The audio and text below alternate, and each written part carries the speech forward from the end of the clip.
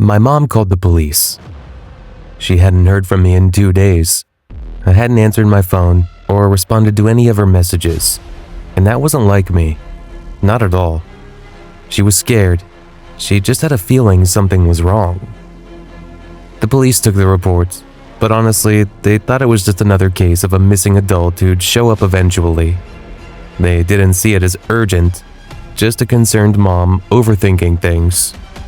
Still, an officer was sent out to my place to check things out. When they arrived, they found something strange. There were kids inside the house, alone. They told the officers that their mom and dad were both gone, and they didn't know when or if they were coming back. That changed everything. The police stepped out, called my mom back, and asked her something that made her blood run cold. "Ma'am, what's your relation to the children inside the house?" She said, "I'm their grandmother." Her voice was shaking.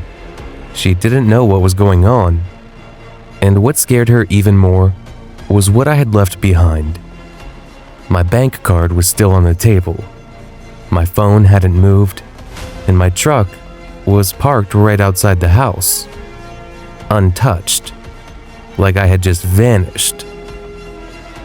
After speaking to my mom, the police decided to reach out to my husband, Keith. They asked for his permission to enter the house and search the property.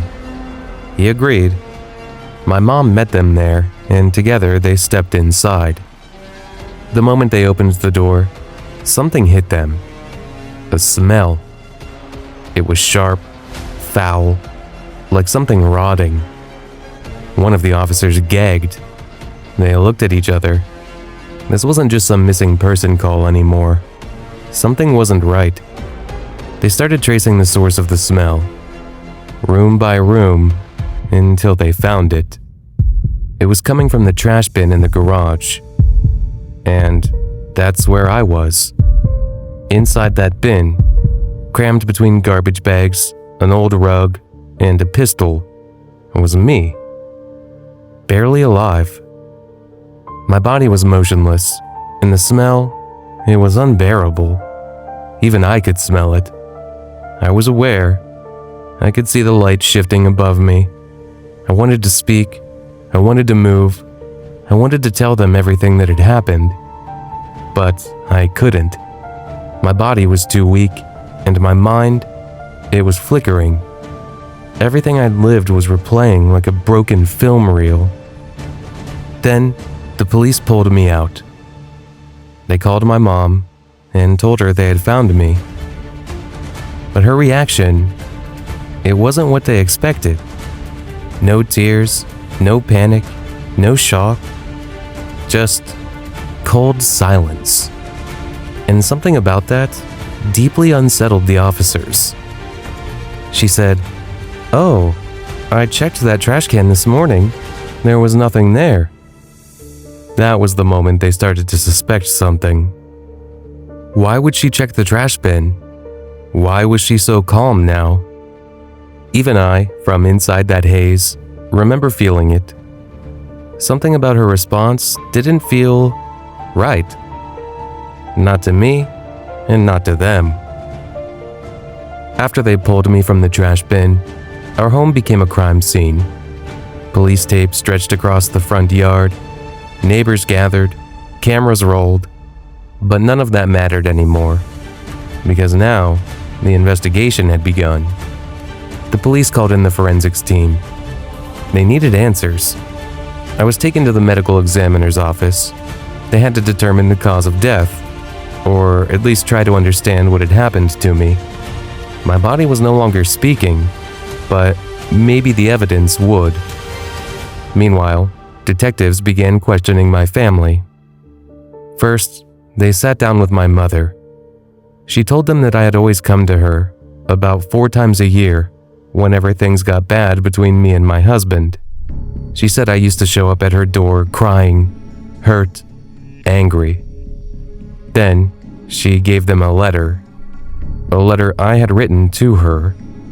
In it, I talked about ending my life, about feeling like I couldn't take it anymore, about about having thoughts I didn't want to have. That letter changed the direction of the case. Next, they interviewed my father. He hadn't known. He didn't even know I was gone until the police told him. His face went pale. He asked them over and over again if it was really true. Then they asked him a difficult question. Do you think her husband could have hurt her? He didn't answer right away. Then came my daughter. She was young, but she knew things no one else had talked about.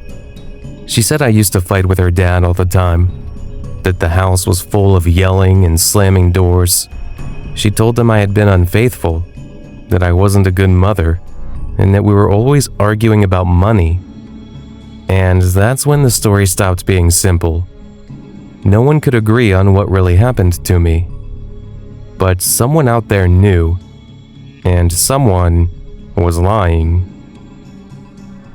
At this point, the police had one main suspect, my husband, Keith. He wasn't answering his phone. He wasn't at work. He had vanished. To the police, that said everything. They put out a notice. They wanted him in for questioning immediately. But what happened next, no one saw coming. It was his sister who came forward. She walked into the police station, visibly shaken, and what she told them changed the course of the investigation. She said Keith had shown up at her house late at night. His eyes were red from crying. He looked broken. Not angry, not defensive, just destroyed. And then he told her what happened. He said that on Saturday night, we had been drinking together. A lot. He told her we got into an argument. A bad one. He had just found out the house was in trouble. That it had been mortgaged behind his back. That I hadn't paid the bills for 6 months. That notices were piling up. That we were drowning, and I never told him. That discovery hit him hard. But that wasn't the only reason we fought. He said he confronted me about cheating. He told his sister I didn't deny it. That's when things got out of control. He said I grabbed the gun, that I pointed it at him, but he wrestled it out of my hands, and then, in that moment of rage, hurt, and panic, he fired. One shot, right to the head. He said everything after that was a blur. He told her that when he woke up in the morning, I was lying there, cold, still. He said he couldn't even remember how it all happened. Only pieces, only flashes. He kept saying the same thing over and over again. She betrayed me. She lied. She ruined everything. And just like that, the police had their story. But it still didn't explain why I ended up in the trash, or why he ran, or what exactly he planned to do next. I remember the sound first. Not the bang of the gun, not right away, but something softer. A ringing, like the world had just gone underwater, like time had decided to slow down just for me. My body hit the floor before I could even process what happened. I couldn't feel the pain, not in the way people expect. It was more like a sudden silence inside my head. I wasn't dead, not yet. I could still think, I could still see, but I couldn't move. My body felt heavy, like it didn't belong to me anymore. My chest was tight. My thoughts started to blur, then sharpen, then blur again. And in those strange, quiet minutes, I realized I might be dying. No one came to help me. Keith didn't scream. He didn't call anyone. He just left me there, like I was already gone. That was the worst part. Not the blood, not the floor, not the cold. It was the silence. I kept thinking, is this it? Is this how it ends? No warning, No goodbye. No explanation for my kids. I thought about them, my children, wondering why I never protected them from this chaos. I thought about my mother and how she always told me to be stronger. And I thought about Keith and how love can rot into something unrecognizable. I don't remember blacking out, but I remember waking up, barely, stuffed into that trash bin. I smelled the garbage. I felt something pressing against my ribs. I couldn't move, couldn't cry. My mouth was dry. My throat was raw. I wanted to scream, but nothing came out. I was alive, but I was no longer a person. I was evidence. And even when they found me, even when the police pulled me out and called my mom, I wasn't sure anyone truly saw me. I just kept thinking, what happened to me didn't start with a bullet. It started way before. It started the moment I stopped being someone worth listening to. In the end, Keith confessed. He told the court everything. He said he didn't mean to kill me, that it wasn't planned, that I pushed him to it, that the lies, the betrayal, the drinking, the debt, it all became too much. He said I pulled the gun first. He said he only reacted, but no one cared about what he meant to do, because I was gone. The judge listened to the recordings, read the statements, saw the pictures, and then, in May of 2021, it was over. Keith was sentenced to life in prison.